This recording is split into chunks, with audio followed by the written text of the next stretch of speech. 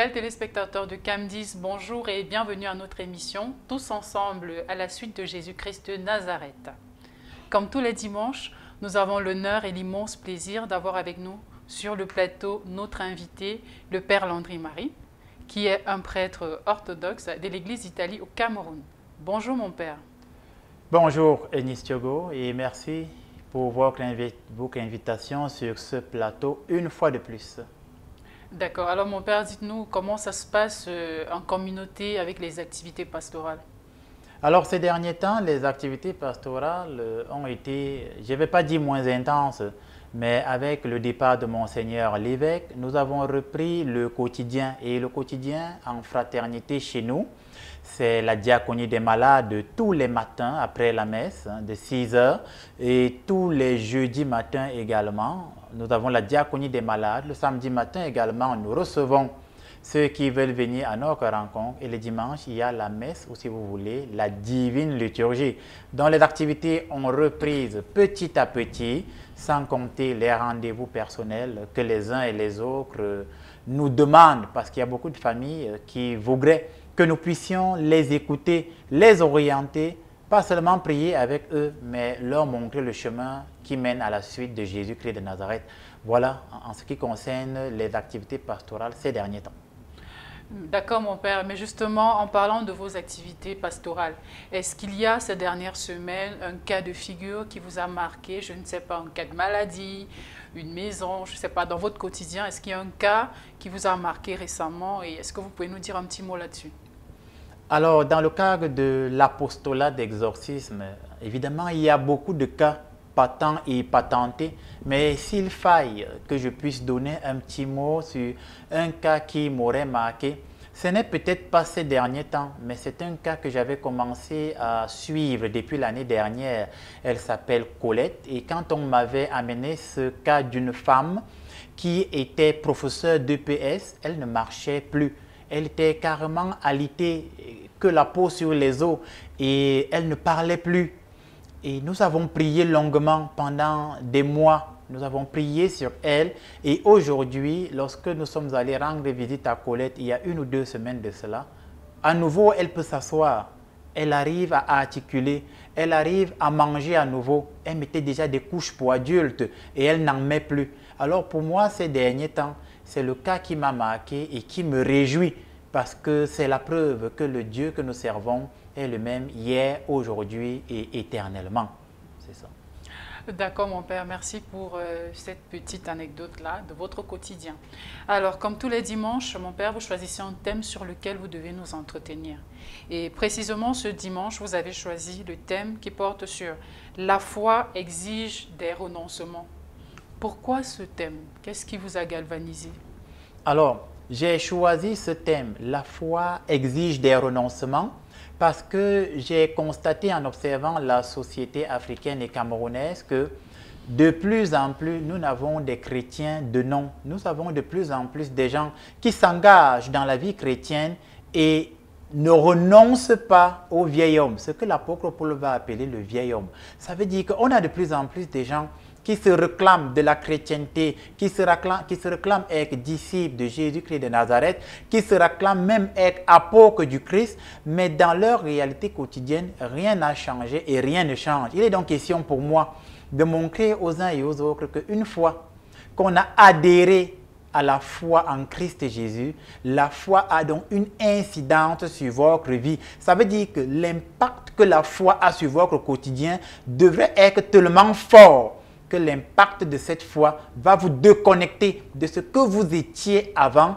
et que vous deveniez une créature nouvelle, d'où la nouvelle naissance et d'où le renoncement. Le renoncement à quoi? Aux vieilles habitudes, aux insultes, à l'hypocrisie. Le renoncement à quoi? Aux fétiches, aux marabouts. Le renoncement à quoi? Aux cercles ésotériques. Le renoncement à quoi? Aux honneurs, à la gloire humaine qui conduisent à la perdition de l'âme. Voilà ce qui m'a galvanisé, surtout avec le phénomène de nos jours, à la fois et des influenceurs et des phénomènes de porte-à-partie que l'on voit partout et le phénomène de LGBT qui prend de plus en plus de l'ampleur. J'ai voulu qu'on prenne conscience que pour nous qui sommes chrétiens, nous avons des renoncements qui implique nécessairement notre engagement à la suite de Jésus-Christ de Nazareth.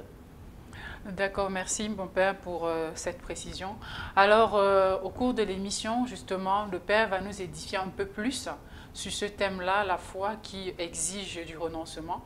Et pour mieux nous enseigner, puisqu'il faut toujours des arguments palpables, prouvés et qu'on peut retrouver dans la Bible, on va donc écouter tous ensemble la première lettre de Paul aux Corinthiens, au chapitre 10, et ça sera les 14 premiers versets qui ont été sélectionnés pour mieux étayer et expliquer comment est-ce que la foi peut se manifester et quel renoncement nous devons concrètement faire. Donc nous allons tous écouter et nous nous retrouvons juste après pour l'analyse du texte et les différents grands courants qu'on va rencontrer dans cet extrait. On écoute. Thank you, Lord.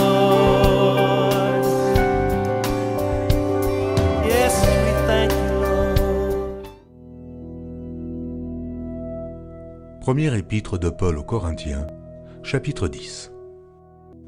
Frères, je ne veux pas que vous ignoriez que nos pères ont tous été sous la nuée, qu'ils ont tous passé au travers de la mer, qu'ils ont tous été baptisés en Moïse, dans la nuée et dans la mer, qu'ils ont tous mangé le même aliment spirituel, et qu'ils ont tous bu le même breuvage spirituel, car ils buvaient à un rocher spirituel qui les suivait, et ce rocher était Christ. Mais la plupart d'entre eux ne furent point agréables à Dieu, puisqu'ils périrent dans le désert. Or, ces choses sont arrivées pour nous servir d'exemple, afin que nous n'ayons pas de mauvais désirs, comme ils en ont eu.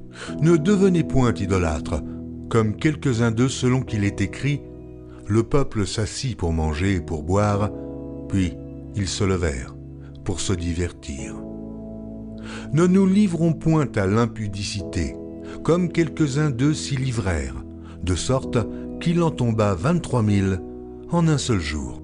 Ne tentons point le Seigneur, comme le tentèrent quelques-uns d'eux qui périrent par les serpents. Ne murmurez point comme murmurèrent quelques-uns d'eux, qui périrent par l'exterminateur. Ces choses leur sont arrivées pour servir d'exemple, et elles ont été écrites pour notre instruction, à nous qui sommes parvenus à la fin des siècles. Ainsi donc, que celui qui croit être debout prenne garde de tomber. Aucune tentation ne vous est survenue qui n'ait été humaine, et Dieu, qui est fidèle, ne permettra pas que vous soyez tentés au-delà de vos forces. Mais avec la tentation, il préparera aussi le moyen d'en sortir, afin que vous puissiez la supporter. C'est pourquoi, mes bien-aimés, fuyez l'idolâtrie. Thank you, Lord. Thank you, Lord. Yes, we thank you, Lord. Nous venons donc tous d'écouter ensemble cet extrait de la première lettre de Paul aux Corinthiens, au chapitre 10, et c'était là les 14 premiers versets. Donc, pour essayer de contextualiser, ici il s'agit du peuple sorti de l'Égypte et des réactions qu'ils ont eues quelque temps après qu'ils aient été libérés. Donc, mon père, la première question qu'on peut se poser quand on écoute cet extrait de texte, c'est est-ce que c'est possible d'être témoin des exploits de Dieu et de ne pas lui plaire et de s'éloigner de lui?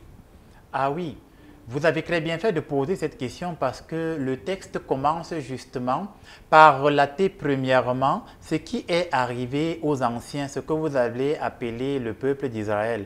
Je rappelle ici que nous sommes effectivement dans la première lettre aux Corinthiens, vous l'avez dit, chapitre 10, les 14 premiers versets. Donc, c'est l'apôtre Paul qui s'adresse aux habitants de Corinthe.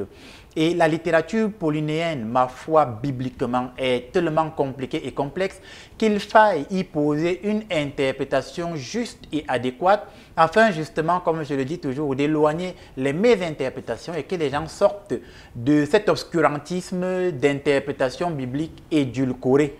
Donc, dans cet extrait de la lettre aux Corinthiens, Paul s'adresse aux Corinthiens. Et qu'est-ce qu'il leur dit? Il leur rappelle les exploits que Dieu a eu à faire au milieu des anciens, le peuple d'Israël, ceux qui les ont précédés, Moïse, Josué et tous ceux qui sont venus avant. Et il leur rappelle donc que malgré qu'ils aient vu les exploits de l'Éternel, il y avait Dieu.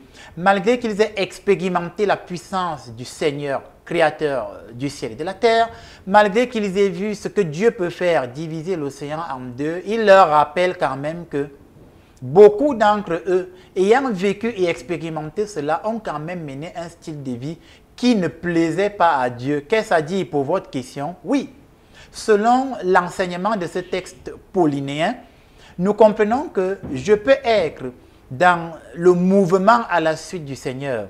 Je peux être dans une communauté à la suite du Seigneur. Je peux être dans un groupe à la suite du Seigneur. Je peux voir les exploits du Seigneur dans ma vie chaque jour. Et quand même, je continue de poser des gestes. Je continue d'avoir un style de vie. Je continue de poser des actes qui sont contradictoires à ce que le Seigneur me demande de faire. Alors à ce moment-là, je mène un style de vie qui ne plaît pas au Seigneur. Alors oui, selon le premier enseignement de ce texte de Paul, nous pouvons être dans une discipline qui nous met en présence de Dieu, mais en acte, nous posons des gestes qui sont en contradiction avec la parole évangélique. Et c'est bien dommage. Et c'est bien dommage. Voilà.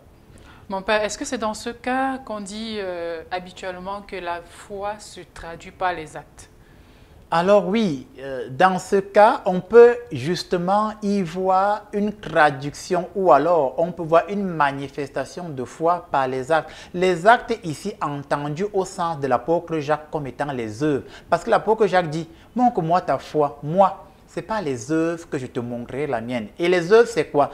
C'est les gestes que vous posez au quotidien, qui sont soit des gestes bons, qui prouvent que vous êtes du Seigneur, soit des gestes mauvais qui montrent que vous n'êtes pas du Seigneur. Et dans les évangiles de Luc, Jésus est clair là-dessus. Il dit, qui n'est pas avec moi est contre moi, et celui qui ne rassemble pas avec moi disperse. Donc, il n'est donc pas question de se mettre dans un groupe religieux et d'obéir religieusement et dire qu'on suit le Christ. Il est question de poser des actes en esprit et en vérité. D'ailleurs, lorsque l'apôtre Pierre parle dans une de ses lettres, il dit « Ils renieront la puissance de la prière et en garderont la forme ». Et ici, l'apôtre Paul est en train de mettre en exergue le fait que le bon croyant n'est donc pas celui qui garde la forme de la piété, qui garde la forme évangélique, mais c'est celui qui la vit de manière authentique, vraie, sérieuse, et cela se traduit par les actes et les œuvres.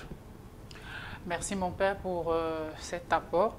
Alors, on constate justement dans ce texte que l'apôtre Paul insiste sur le fait que nous ne devons pas être des adorateurs d'idoles.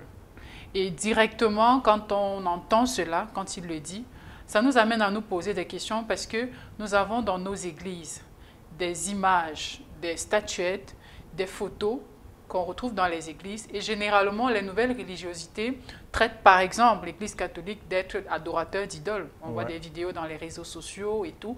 Mon père, finalement, qu'est-ce que c'est? Que l'idolâtrie? Oui, qu'est-ce que c'est que l'idolâtrie? Dans le deuxième mouvement de ce texte, on va dire comme ça, l'apôtre Paul insiste sur le fait qu'il ne faut pas être des adorateurs d'idoles. Vous l'avez dit. Alors, c'est quoi une idole? L'idole, c'est justement cette chose, cette image, cette statuette, cette représentation que je vais prendre et je vais substituer à Dieu. Ça, c'est l'idole. C'est comme le peuple qui était au désert. Et une fois qu'ils sont sortis d'Égypte par action de Yahvé Dieu, sous impulsion ou alors sous recommandation de Yahvé Dieu, Moïse a accompli des signes et des prodiges, ils sont arrivés au désert. Et arrivés au désert, pendant que Moïse était en train de méditer sur la montagne, en attendant que le Seigneur lui donne le décalogue, les 10 commandements, ils vont construire un veau de bronze. Et ils vont commencer à dire que le veau de bronze est leur Dieu qui les a fait sortir d'Égypte. Donc l'idole, c'est donc cette représentation, c'est donc cette chose que je vais mettre devant moi et je vais la substituer en âme et conscience à Dieu. Et je vais commencer à considérer cette chose comme étant le Dieu qui a créé le ciel et la terre, qui me donne le souffle de vie, qui me protège, à ce moment, c'est l'idole. Et l'idolâtre, c'est celui qui va donc remettre sa vie, remettre, je vais dire, toute son existence dans la vie de ce faux Dieu, justement. Et l'apôtre Paul insiste donc au peuple de Corinthe, aux Corinthiens, il leur dit, ne soyez donc pas des adorateurs d'idoles. Il ne faut donc pas se prendre des représentations imagées et les substituer à Dieu. Maintenant, la question que vous avez posée concernant notre extrait de texte est très importante. Moi, je suis orthodoxe. Dans l'orthodoxie, nous avons ce que nous appelons les iconoclastes. Les iconoclastes, c'est les images de saints. C'est les images des anciens. C'est très important dans l'orthodoxie. Nous représentons par exemple la Théotokos, ici entendez comme étant la mère du Sauveur. Nous représentons le Sauveur, c'est-à-dire Jésus. Et le Sauveur dans l'orthodoxie est toujours représenté avec une main comme ceci.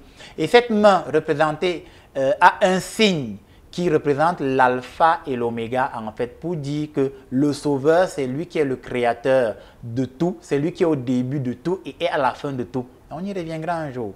Alors, ces images-là, il y a un problème, je vais dire, pas d'interprétation, mais il y a un problème, je vais dire, de formation. Je préfère dire ça comme ça. Je m'explique très vite. La problématique intervient à partir du moment où le chrétien lambda, l'apôtre lambda, le pasteur lambda, qui va commencer à dire que ces images sont des idoles, la problématique intervient à partir du moment où, dans l'ordre de la lumen rationis, la lumière de l'intelligence, il confond une image et une idole. Voilà toute la problématique. Et pour lui, toute image est une idole, ce qui n'est pas faux, ce qui est archi faux, ce qui est même un raisonnement stupide et bête. Je ne suis pas en train de frustrer les gens, mais c'est stupide et bête. Je m'explique. Si toute image est une idole, alors il n'est plus question d'avoir une photo de sa femme chez soi, tout simplement. Parce que la photo de ma femme devient une idole. Il n'est donc plus question d'avoir une photo de ma propre fille ou de mon propre fils chez moi, parce que cette image devient une idole. Il n'est même plus question pour moi d'avoir une photo de mon grand-père, de ma grand-mère, pour me souvenir de mes ancêtres, parce que ça devient une idole. Et cette interprétation est une mauvaise interprétation dans l'ordre de la formation intellectuelle. Donc, l'image n'est pas une idole, mais il y a des images qu'on substitue à Dieu qui deviennent des idoles. On va donc le justifier bibliquement, parce que vous l'avez dit en guise d'introduction, que notre sous-bassement sera la Bible. Je rappelle que dans le livre de l'Exode, il y avait Dieu parle. Il dit, tu ne te feras pas d'image taillée, ni de ce qui est représenté, ni de ce qui est au ciel, ni de ce qui est sur la terre ou sous la terre. Parce que moi, l'Éternel, je serai en abomination. Donc, Dieu n'aime pas les idoles. Dieu n'aime pas les images taillées qu'on va substituer comme étant des dieux. Maintenant, dans le livre des Nombres, et si ma mémoire est bonne, c'est dans Nombre 21, 9, je pense, au chapitre 21, à partir du verset 9, je pense. Il y a donc, ce qui va se passer, c'est quoi? Le peuple ayant désobéi à Dieu. Et une fois qu'ils ont désobéi à Dieu, une fois qu'ils vont recriminer contre Dieu, une fois qu'ils vont trouver à redire sur le fait que Dieu les nourrit de la manne chaque jour, ils vont recriminer. Dieu va laisser des serpents pour aller justement les piquer. Et ceux qui auront des piqûres de serpents vont commencer à perdre la vie. Et Dieu, qu'est-ce qu'il va faire? Il va demander à Moïse de faire un serpent en airain. L'airain, là, c'est une forme de rotin, c'est une forme de bambou. Et Moïse va donc faire un serpent en airain. Il va élever. Je rappelle que le serpent en airain est une image taillée. Donc, dans le livre de l'Exode, il avait dit, tu ne te feras pas d'image taillée. Dans le livre des Nombres, il demande à Moïse de faire une image taillée pour sauver le peuple. Donc, il y a des bonnes et des mauvaises images. Ce que l'Éternel a en abomination, c'est l'image qui se substitue à Dieu. Et c'est ça l'idole. Et celui qui substitue une image à Dieu commence à faire de l'idolâtrie. Et Moïse va élever ce serpent. La Bible dit que tous ceux qui vont regarder ce serpent vont trouver la guérison. Et je rappelle pour sortir de ce deuxième mouvement du texte que le serpent que Moïse a élevé là, c'est le même serpent qu'aujourd'hui vous voyez devant les pharmacies en fait. C'est des inspirations bibliques parce que ce serpent là représente ou symbolise la guérison que le peuple avait eue au désert. C'est pourquoi les pharmacies sont identifiables par le serpent pour dire qu'ici, vous aurez la guérison comme on a retrouvé chez le peuple d'Israël bibliquement. Voilà ce que je pouvais apporter comme élément de réponse. Voilà. D'accord, merci mon père pour ces éléments de réponse. Maintenant, il se trouve que chez nous en Afrique, voilà, nous sommes un peuple qui a des rites et des traditions. Oui. Et à côté aussi, nous sommes croyants. Maintenant, est-ce que nous devons nous séparer de cette tradition pour affirmer notre foi? Alors, est-ce qu'il faille se séparer de la tradition pour affirmer sa foi? Si vous me demandez mon point de vue, ou alors vous me demandez un enseignement clair, je le dirai sans hésiter, non. Il n'est pas question de se séparer, de se couper, de faire une dichotomie avec la tradition sous prétexte qu'on est à la suite de Jésus. Pourquoi? Je rappelle que la Bible elle-même, c'est l'histoire de la tradition du peuple juif. Donc l'histoire du salut est racontée dans une culture traditionnaliste juive. Donc il est question de faire quoi? Il est question pour nous, ou pour vous, je vais dire africains comme ça, il est question de se séparer de ce qu'il y a de mauvais dans la tradition qui n'est pas en conformité avec les enseignements évangéliques. Donc tout ce qui n'est pas en conformité avec les enseignements évangéliques, je m'en sépare. Mais ce qui dans la tradition permet de mieux s'ajuster et de mieux vivre la tradition évangélique, je ne m'en sépare pas. La problématique interviendra à partir du moment où ceux qui disent qu'il faut se couper totalement de la tradition, eux-mêmes n'ont pas une bonne connaissance des Saintes Écritures. Et comme ils n'ont pas une bonne connaissance des Saintes Écritures, ils font donc une mauvaise interprétation des Saintes Écritures. Ils demandent aux gens de se couper totalement de la tradition. Et ça, là, c'est un mauvais enseignement. C'est ce que je pouvais apporter comme élément de réponse à nos téléspectateurs. Voilà. D'accord, merci mon père. Alors dans la suite du texte, Oui. nous avons notre grand mouvement et qui vraiment se contextualise, comme vous avez dit d'entrée de jeu, avec le LGBT et tout, les cercles exotériques et tout. Nous avons un grand mouvement dans le texte parce que là, l'apôtre Paul marque un point d'honneur. Donc il insiste en fait sur parmi ce dont on doit s'éloigner. Voilà. Il insiste sur la prostitution et ses conséquences dans la vie du chrétien. Oui. Est-ce à dire que la prostitution est l'un des plus grands péchés sur terre? Alors, évidemment, dans la première partie du texte, Paul rappelle que le peuple a vu les exploits de Dieu et ce peuple a quand même mené un style de vie qui ne plaisait pas à Dieu. Ensuite, Paul, qu'est-ce qu'il fait? Il montre qu'il n'est pas bon d'être idolâtre. C'est un enseignement qu'il donne aux Corinthiens. Et il continue, il leur montre que non seulement c'est grave d'être idolâtre, mais c'est encore plus grave de vivre la prostitution. Alors nous allons épiloguer dessus. Est-ce que la prostitution est le plus grand péché du monde? Il faudrait d'abord que nous identifions la prostitution au sens, je vais dire, biblique du terme, sous les deux angles sous lesquels on peut, n'est-ce pas, je vais dire, les retrouver. Le premier sens de la prostitution ici, c'est le fait véritablement d'avoir un commerce sexuel avec plusieurs partenaires et d'être rémunéré en argent. Ça, c'est la forme de prostitution la plus connue qui jalonne dans les rues de la capitale politique, économique et dans d'autres villes du Cameroun et dans d'autres pays d'Afrique centrale et dans le monde entier. Ne dit-on pas que la prostitution est le plus vieux métier du monde? Parce que dans la ville de Sodome et de Gomorrhe, je rappelle que la prostitution était déjà présente. Donc, c'est le premier style de prostitution. Il est donc question pour nous, les chrétiens, de prendre conscience que la bonne chrétienne ne vend pas son corps. Première chose, on ne vend pas son corps. Le corps est un don de Dieu. Dans la première lettre aux Corinthiens, 1 Corinthiens 7,4 ou 4,7, on dit « Qu'as-tu que tu n'aies reçu? Et ce que tu l'as reçu, pourquoi te comportes-tu comme si tu ne l'avais pas reçu? Le corps, je l'ai reçu de Dieu. Et je dois me comporter comme quelqu'un qui a reçu ce corps venant de Dieu. Je n'en dispose pas à ma guise, j'en dispose selon la volonté de Dieu. » Dans la lettre aux Hébreux, l'apôtre dit « Tu m'as donné un corps pour que je fasse, tu m'as donné un corps, Seigneur, afin que je fasse ta volonté. » Donc le corps est donné pour faire la volonté de Dieu. Le corps n'est pas donné pour se prostituer. Il est question pour moi de rappeler à toutes nos jeunes filles qui jalonnent les rues de la capitale. Tout récemment, j'étais dans un quartier ou alors si vous voulez dans un grand carrefour ici à Yaoundé. On appelle Lonkak, un grand carrefour. J'étais garé dans cette zone-là du carrefour Loncac. J'attendais quelqu'un avec qui je suis en collaboration. J'avais les vitres baissées, ça faisait à peu près 30 minutes que j'étais là. Et deux jeunes filles brunes s'approchent de ma voiture et elles commencent à me dire « Salut mon joli ». Mais soyons sérieux. Elle n'a rien à faire. Après, elle me demande « Alors, veux-tu que je monte dans ta voiture, que nous discutions ?» Je lui ai dit « Ma soeur, je suis prête et je travaille.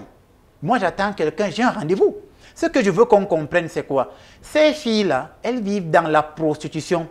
Et vous avez beaucoup d'hommes qui vont à leur rencontre pour satisfaire leurs instincts, leurs pulsions sexuelles et ils les payent. Et l'apôtre Paul insiste dessus. Pourquoi? Parce que la prostitution est quelque chose qui nous conduit à la perdition, c'est-à-dire à la dégradation de l'âme. Celui qui se prostitue ou celle qui se prostitue est celui-là qui, en âme et conscience, fait le mal, détruit le corps et décide que tout en détruisant le corps, il accepte les conséquences, c'est-à-dire la perversion totale de son âme. Et ça, c'est très grave. Ce n'est pas juste un péché qu'on fait en passant, c'est un péché qu'on fait de façon récurrente, consciente et volontaire. Donc celui qui se prostitue, chaque soir, il sort, il part coucher avec les hommes ou les femmes. C'est celui qui renouvelle le même péché chaque jour en âme et conscience. Et c'est très grave parce que ça détruit son âme et ça le conduit à la perdition. Et ça, c'est pas bon. Voilà pourquoi Paul insiste. Le deuxième fragment ou le deuxième volet de la prostitution, c'est ceux et celles qui ne peuvent pas rester sur place, qui vont d'assemblée religieuse à assemblée religieuse. Aujourd'hui, il est catholique. Demain, il est orthodoxe. Après, demain, tu le trouves chez les pentecôtistes. Après, tu le vois chez les adventistes. Après, il devient musulman. Un jour, tu entends qu'il est prophète. C'est la prostitution. C'est-à-dire, dans l'ordre religieux établi, il s'est prostitué. Il n'a plus un soubassement fort. Il s'est tellement prostitué que finalement, il a perdu son originalité spirituelle. Et l'apôtre Paul veut faire comprendre aux habitants de Corinthe que même ce style de prostitution, on ne doit pas le retrouver parmi vous parce que vous devez vivre dans la fidélité à Jésus. Je rappelle que dans la lettre aux Hébreux, Hébreux 10, 25, 27, il est écrit « Ne désertez pas votre propre assemblée ». Et dans la première lettre de Jean, chapitre 2, 1 Jean 2, 19, il est écrit « Ils sont sortis de chez nous, mais n'étaient pas des nôtres, car s'ils eussent été des nôtres, ils seraient restés avec nous. Mais cela est arrivé afin que soit manifesté que tous n'étaient pas des nôtres. Donc ceux qui désertent l'assemblée, c'est la preuve qu'ils ne sont pas des nôtres. » Maintenant, je vais sortir par là. Il n'est pas question que les gens restent dans les mauvaises assemblées, sous prétexte qu'il ne faut pas déserter son assemblée. Mais il est question de prendre conscience que Paul nous demande de vivre dans la fidélité afin de ne pas se prostituer dans les mauvais enseignements. Voilà ce que je pouvais apporter comme autre élément de réponse. D'accord, merci mon père. Ça veut dire qu'on comprend en fait qu'ici, il ne s'agit pas seulement de la prostitution physique dans la communauté, mais aussi de toutes ces personnes. Parfois, mon père, il arrive que ces personnes nous disent que, en fait, c'est parce que je cherche à réussir dans ma vie, c'est parce que je veux débloquer des situations, je veux trouver la guérison. Donc, la personne se retrouve à faire le tour des églises, à la recherche de la guérison, de son bien-être, mais pas de la volonté de Dieu, en fait. Voilà, mais en cherchant la guérison, Eunice Togo, en cherchant la guérison, il n'est donc pas question d'aller partout. Parce que justement, en allant partout, je vais recevoir plusieurs enseignements et je finis par être dans la confusion. Je comprends que quand on soit accablé, comme vous l'avez dit, frappé par les forces du mal, on cherche la solution. Mais il faut se souvenir que dans Jean 14, si Jésus dit « Je suis le chemin, la vérité et la vie ». Donc, il est question de chercher la solution, oui, mais de chercher la solution auprès des vrais serviteurs de Dieu. Et il y en a quand même quelque part des vrais serviteurs de Dieu établis et reconnus. Voilà. D'accord, merci mon père. Alors, dans la suite de notre texte, dites-nous pourquoi Paul surenchérit en demandant de ne pas se plaindre. Donc, il dit aux chrétiens d'éviter de murmurer. Alors, au sens paulinien du terme, je le disais encore tout à l'heure dans mes propos liminaires, je le disais que les écrits de Paul sont très complexes et très compliqués à comprendre. Et l'apôtre Pierre d'ailleurs en rend témoignage. 2 Pierre 3,16, l'apôtre Pierre parle, il dit « Il existe des écrits de Paul compliqués que les personnes mal affermies tordent le sens pour leur propre perdition. » Vous voyez, donc lorsque Paul utilise l'expression « ne pas murmurer par derrière contre Dieu », dans l'interprétation ancienne grecque, il est en train de demander de ne pas recriminer. Paul ne demande pas de ne pas se plaindre, parce qu'en français, ils ont traduit en disant « ne vous plaignez pas, ne murmurez pas ». Mais dans le grec ancien, l'expression la plus adaptée, c'est recriminer. Et recriminer, c'est trouver à redire. Donc l'apôtre Paul est en train d'enseigner aux Corinthiens qu'il faut éviter de toujours redire, de toujours critiquer, de toujours se plaindre sur ce que Yahvé Dieu a déjà fait. Je prends un exemple. Vous êtes là. Vous vous plaignez tout le temps que Dieu m'a abandonné, je n'ai pas de travail, je n'ai pas de travail. Pourquoi moi je n'ai pas de travail? Pourquoi je n'ai pas de travail? Dieu te nourrit, il veille sur toi, tu n'es jamais mort de faim, tu as quand même une maison où tu vis. Au lieu de rendre grâce à Dieu, tu recrimines. Ça veut dire que tu trouves toujours à redire, tu trouves toujours à te plaindre. Donc lorsque Paul utilise cette expression, il demande de ne pas recriminer, c'est-à-dire trouver toujours à redire sur l'œuvre de Dieu et sur ce qu'il fait dans notre vie. C'est ça qu'on peut apporter comme éclaircissement à nos téléspectateurs. D'accord. Et maintenant, on va dire le dernier grand mouvement du texte. Dans ce mouvement du texte, Paul nous rappelle que toutes les épreuves que nous vivons sont des épreuves ordinaires. Alors, nous, on aimerait comprendre, mon père, est-ce que tout ce qui arrive réellement dans la vie est ordinaire? Par exemple, on a des catastrophes, qu'on va dire, naturelles. On a peut-être, par exemple, dans le cas du pays, on a connu il y a quelques mois des immeubles qui s'effondraient. Oui. On a des accidents dans des falaises Oui. où toute une famille est décimée. Oui. Ces épreuves sont-elles ordinaires d'après Paul? Alors, la question est bien posée. Lorsque Paul dit que jusqu'ici, parce que pour ceux qui ont suivi le texte, il dit jusqu'ici, vous n'avez connu des épreuves que ordinaires. Et il achève en sortant en disant que d'ailleurs, Dieu ne permettra pas que vous soyez tentés au-delà ou au-dessus de vos forces. Parce qu'au moment où vous serez tentés ou mis à l'épreuve, Yahvé Dieu le Seigneur suscitera en vous la force de braver et de surmonter la dite épreuve. C'est pourquoi il dit, vous n'avez subi que des épreuves ordinaires. Maintenant, on revient donc à votre question. Qu'est-ce que l'apôtre Paul sous-entend par une épreuve ordinaire? Première chose, une épreuve ordinaire est une épreuve qui m'est assignée à laquelle je peux faire face. Donc lorsque je passe par une épreuve, Dieu m'a déjà donné la force de pouvoir braver la dite épreuve. Voilà pourquoi elle est ordinaire. Parce que si elle n'était pas ordinaire, je serais en train de mourir face à cette épreuve ou face à cette situation. On parle ici de l'exemple des martyrs qui nous ont précédés.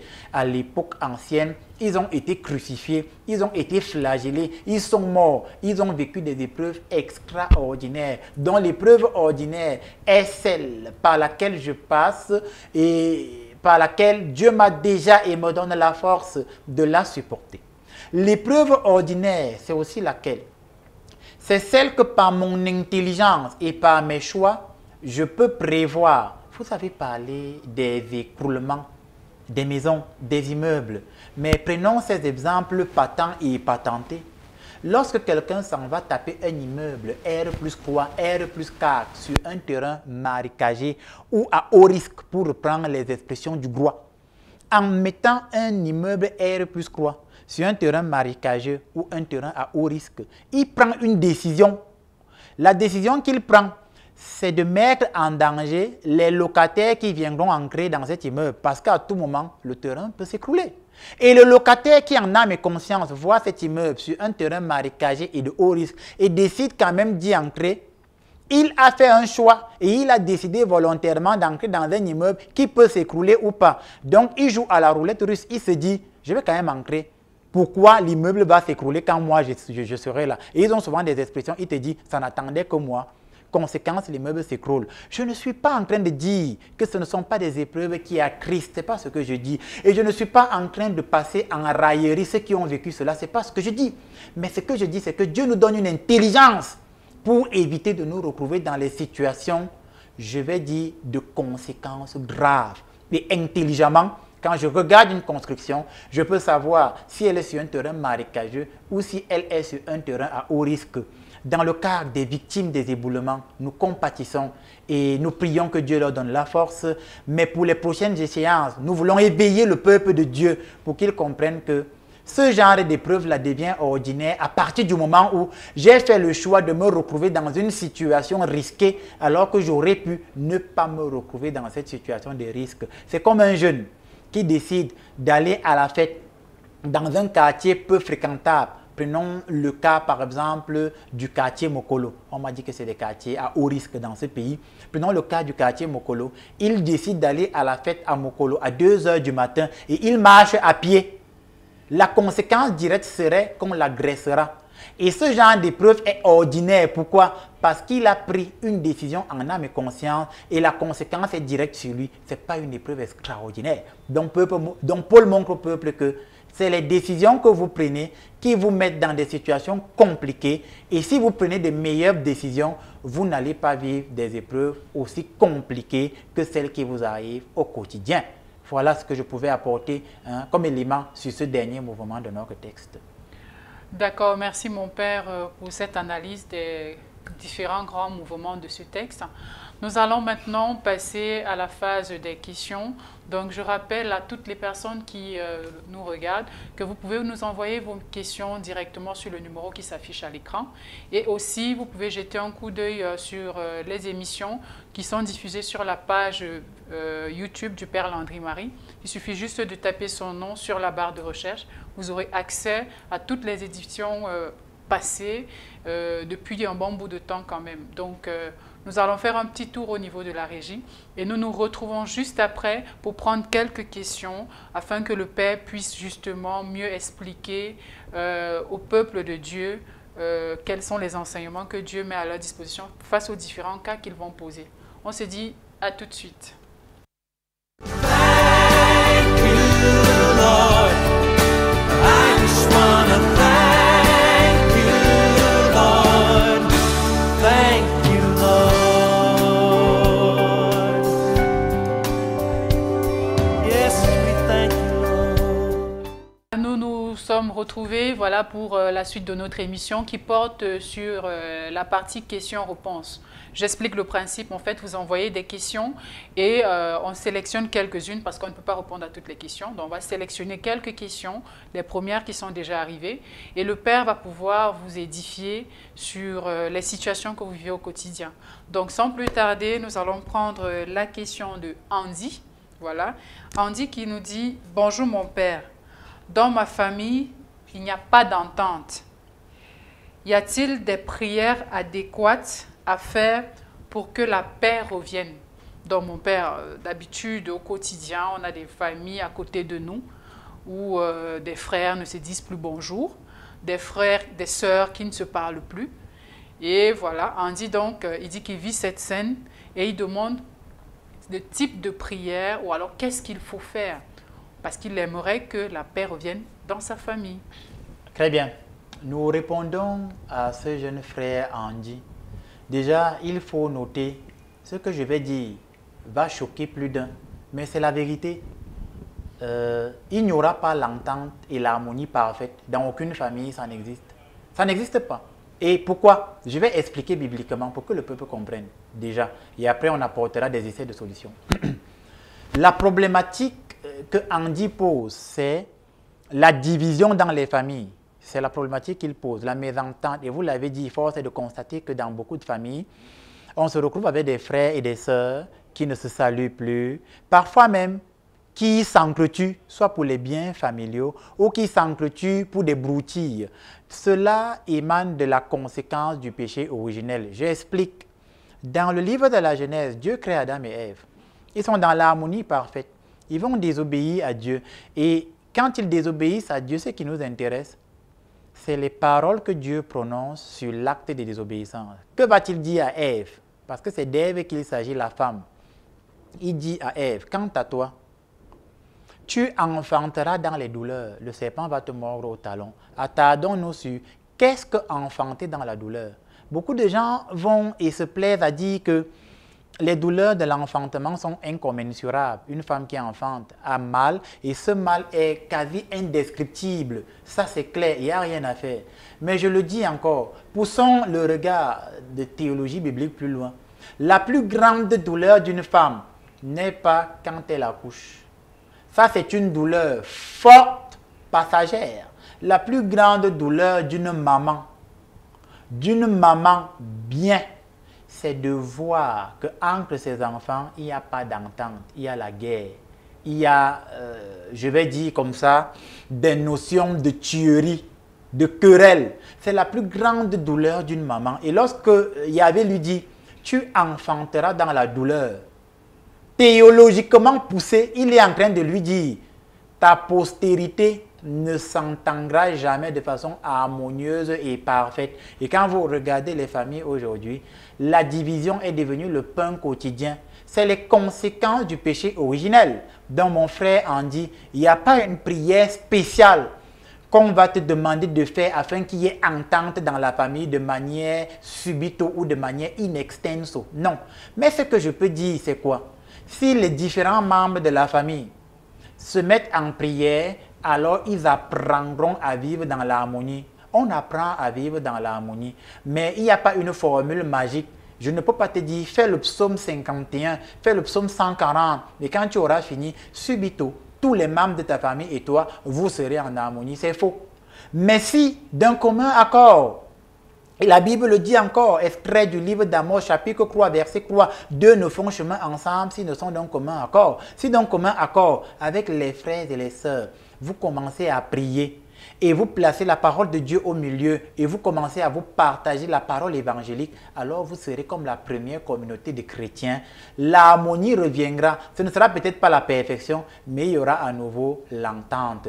Alors Andy, invoque l'Esprit Saint afin qu'il touche le cœur de tes frères et sœurs. Et qu'en touchant le cœur de tes frères et sœurs, un jour, eux aussi reviennent à Jésus-Christ de Nazareth. Et peut-être que tous ensemble, vous vous mettrez à la suite du Christ et votre famille sera bénie dans l'entente. Bon courage à toi, Andy. Merci, mon père. Alors, nous allons passer à la question de M. Bitounou. Voilà, M. Bitounou dit « Bonjour, mon père. Ma femme dit tout à son pasteur. Est-ce là une bonne attitude ?»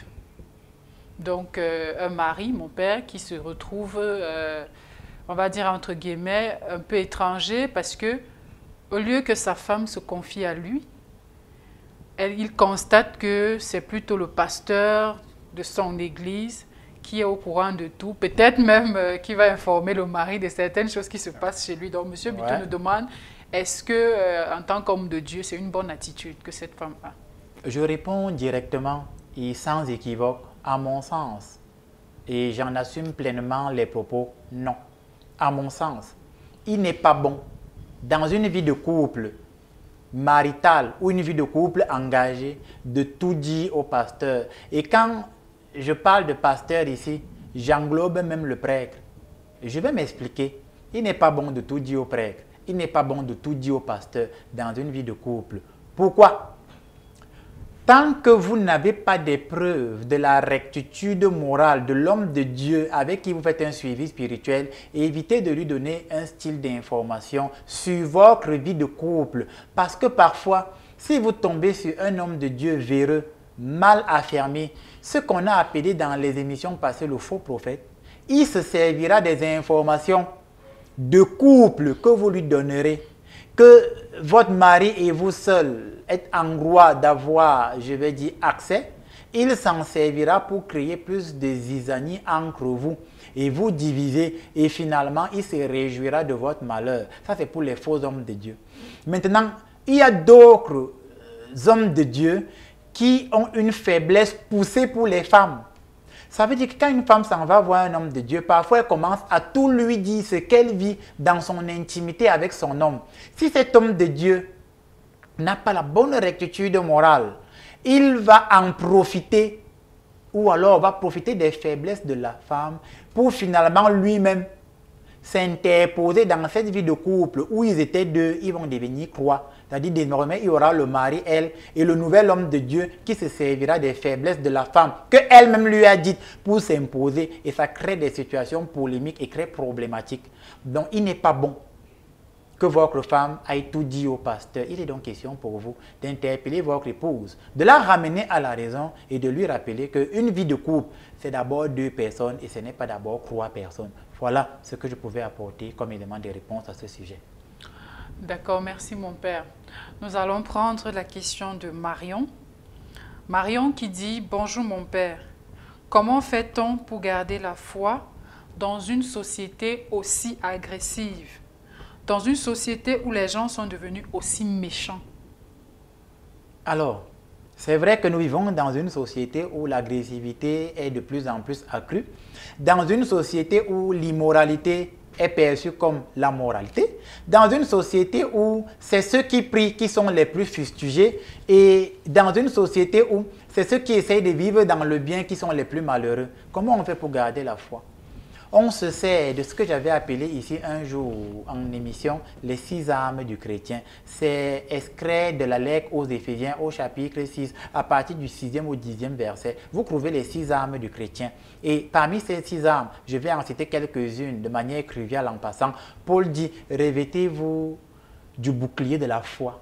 Paul dit, revêtez-vous de la cuirasse de la justice. Paul dit, revêtez-vous de l'épée de la parole de Dieu. Paul dit, revêtez-vous du casque du salut, revêtez-vous des chaussures du zèle à l'annonce de l'évangile, revêtez-vous de la ceinture de la justice. Il va répertorier 6 armes dont le chrétien doit se servir pour vivre en société, pour rejeter les assauts insidieux et incessants de l'ennemi. Donc comment on fait, Marion? On se sert des 6 armes du chrétien, c'est-à-dire que le bon chrétien vit dans la vérité. Le bon chrétien a la foi. Le bon chrétien persévère malgré toutes les mauvaises paroles qu'on lui dit. Le bon chrétien garde l'espérance, c'est-à-dire il a espoir que après cette vie, il sera à côté de Yahvé, Dieu créateur du ciel et de la terre. Et maintenant, de manière plus concrète, comment on fait pour garder la foi dans cette société? On accepte d'être différent. Parce qu'aujourd'hui, le fait d'être différent est source d'être fustigé. Et nos enfants vivent beaucoup ça dans les écoles. Parce que c'est une jeune fille qui ne met justement pas les mini-jupes. On commence à l'appeler la sainte Nitouche. Oui, accepte d'être la sainte Nitouche de Jésus-Christ de Nazareth. Oui, il n'y a pas de souci.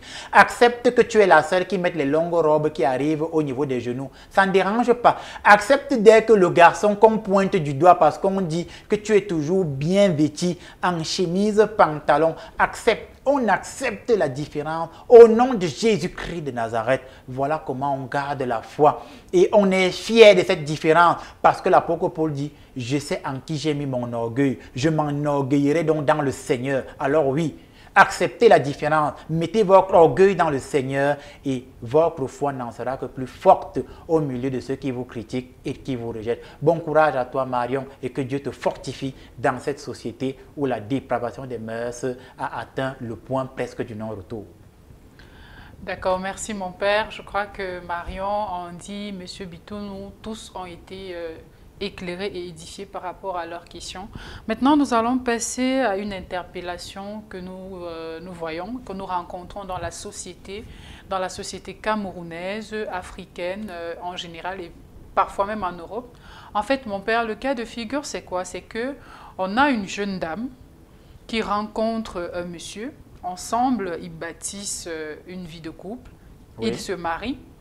Au tout début, le monsieur n'a pas grand-chose, donc ils se battent ensemble pour créer quelque chose. Et une fois que la situation du monsieur commence à se stabiliser, voilà, donc on va dire financièrement, ça veut dire qu'il a peut-être un bon petit travail rémunéré tous les mois. Oui.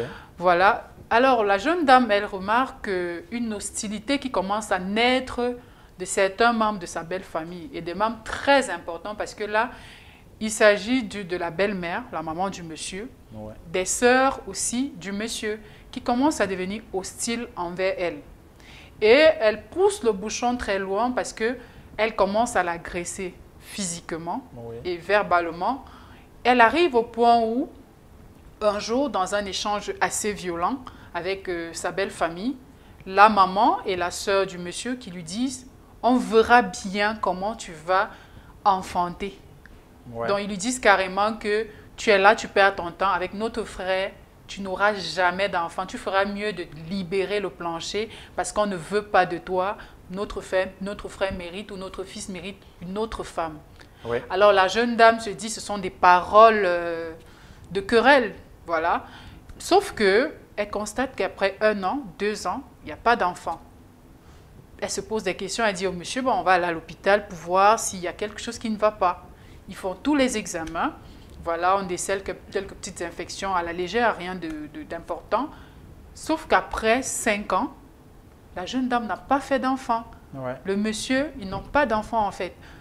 Et curieusement, elle se rappelle donc, mais il y a ma famille, il y a ma belle famille qui m'a souvent dit à plusieurs reprises, qui m'a nargué, que je ne pourrais pas faire d'enfant avec ce monsieur, avec qui je chemine depuis de très longues années. Mon père, comment est-ce qu'on peut expliquer cela, que quelqu'un qui n'est pas de ma famille, par exemple, me dise que je ne vais pas enfanter et que ça se réalise dans ma vie? Comment c'est possible? Très bien. Nous allons apporter des éclaircissements pour toutes les personnes qui vivent des situations similaires et qui sont accrochées à ce programme, afin que ces femmes qui ont vécu ça au Cameroun, en Afrique, je ne sais pas où, qu'elles aient une idée de ce qui se passe. Déjà, dans un premier temps, je voudrais rappeler que j'avais dit ici que généralement, le problème des belles-sœurs, c'est qu'elles n'ont rien à faire. Et elles ne sont pas mariées dans la plupart du temps. Et j'avais dit ici qu'il est bon que les belles-sœurs se marient. Je rappelle mes propos. Vous qui êtes les belles-sœurs, qui mettez les femmes de vos frères mal à l'aise, mariez-vous. Laissez les femmes de vos frères, mariez-vous. C'est parce que vous n'êtes pas mariés que vous passez le temps à mettre les bâtons dans les roues des femmes de vos frères. C'est parce que vous n'avez rien à faire. Tu as même des belles-sœurs qui décident d'aller squatter chez son frère. Et en squattant chez son frère, elle commence à mettre la femme du frère mal à l'aise, au point même de vouloir la chasser. Mais ça, c'est trop grave. Marie-toi, ma soeur. C'est pas que tu n'as rien à faire. Marie-toi. Ça, c'était une parenthèse. Pour revenir à notre cas de figure, lorsque la belle-mère et les sœurs ont dit à cette femme que on va voir comment tu vas enfanter, je vais utiliser des expressions médicales et je vais expliquer. En fait, ça, c'est la métastase du problème. Ça veut dire que le problème avait déjà été déclenché depuis. Donc, il y a longtemps, elles avaient déjà vu un marabout, un enchanteur, un envoûteur, appelez-le comme vous voulez, un sorcier. Il y a longtemps, elles avaient déjà consulté ce type de personnes. Et on leur avait déjà permis de faire quelque chose à la dame. Elles ont déjà eu affaire. Parce que quand elles disent, on va voir comment tu vas enfanter, on appelle ça un antécédent conséquent. C'est-à-dire, elles sont déjà dans le conséquent de l'antécédent. L'antécédent, c'est qu'elles ont déjà fait ce qu'elles avaient à faire. Elles savent déjà que ça a touché la femme. Et maintenant, elles sont confiantes du fait que ça t'a déjà touché. Elles savent que la conséquence sera directe et palpable. Donc, c'est l'antécédent conséquent. Ça, c'est la métastase du problème. Le problème avait déjà été déclenché il y a longtemps. Pour dire que cette belle-mère et ses filles-là, elles ont touché mystiquement, ésotériquement cette femme. Et comme elles l'ont touché mystiquement, de quoi s'agit-il?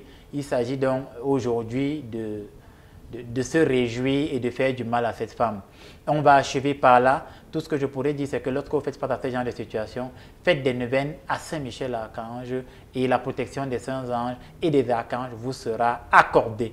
Voilà les explications que je pouvais apporter à ce sujet. Alors, merci mon père pour les réponses à ces questions. On ne peut pas les prendre toutes comme je l'ai signalé au tout début, puisque le temps nous tient à la gorge. Donc, nous sommes arrivés quasiment à la fin de notre programme. Et comme tous les dimanches, nous avons des sollicitations, nous avons, entre guillemets, mon père, des réactions de ce qui se passe pendant que vous faites les prières. Donc, on a de plus en plus des sollicitations. C'est pour ça qu'on va vous demander de nous dire une prière de fin pour tous nos fidèles téléspectateurs qui nous regardent et même ceux qui viennent de nous rejoindre à l'instant. Dites une prière et on va se quitter. Très bien. Nous fermons les yeux, nous baissons la tête. Et au nom de Jésus, nous prions. Seigneur, je prie pour toutes les personnes qui ont regardé ce programme. Toutes ces femmes à qui on a déclaré qu'elles n'enfanteraient pas. Toutes ces femmes qui sont persécutées dans leur foyer. Toutes ces femmes qui sont rejetées dans leur belle famille. Toutes ces femmes sur qui on a jeté le mal et le sort pour qu'elles n'enfantent pas. Par autorité de Jésus-Christ de Nazareth et par la puissance qui m'a été accordée par l'Esprit Saint, je brise l'autorité démoniaque dans votre vie et je déclare qu'à nouveau, vous aurez la grâce d'enfanter au nom de Jésus-Christ de Nazareth. Seigneur, je prie pour toutes ces personnes qui ont été enfermés spirituellement dans des bouteilles, qui ont été enfermés dans des cages mystiques, par autorité de Jésus-Christ, que ces bouteilles soient brisées, que ces cages spirituelles soient brisées. Je vous en libère au nom de Jésus-Christ de Nazareth. Seigneur, enfin, je voudrais prier pour toutes ces personnes qui souffrent depuis longtemps des maladies de sang, qui souffrent depuis longtemps des douleurs dans la poitrine inexplicables, qui souffrent depuis longtemps, Seigneur, mon Dieu, mon roi, des douleurs au niveau du bas-ventre inexplicables, que par le nom de Jésus-Christ, ces douleurs dans votre vie soient stoppées et que la guérison vous soit accordée en lieu et place au nom de Jésus-Christ de Nazareth. Tout cela, c'est à toi, Jésus, que nous le demandons. Toi, Jésus, notre ami, toi, Jésus, notre frère, toi, Jésus, Dieu, aujourd'hui et à jamais. Ainsi soit-il. Amen. Merci mon Père pour cette prière. Donc nous sommes arrivés au terme de notre programme. Nous rappelons que pour les personnes qui souhaitent continuer de vivre nos enseignements, vous pouvez aller sur la page YouTube. Il suffira de taper Père Landry Marie. Vous aurez donc toutes les différentes émissions qui ont déjà été diffusées sur cette chaîne. Et également toutes les personnes qui sollicitent avoir l'assistance du Père Landry Marie. Il suffit de le contacter sur le numéro qui s'affiche à l'écran. Vous pourrez prendre un rendez-vous pour des échanges en paroisse, pour des besoins de santé dans les hôpitaux, les messes et bien d'autres encore. Donc, merci à vous, fidèles téléspectateurs. Merci, mon Père, d'avoir honoré au rendez-vous. On se dit donc à dimanche prochain. Portez-vous bien et surtout, soyez bénis.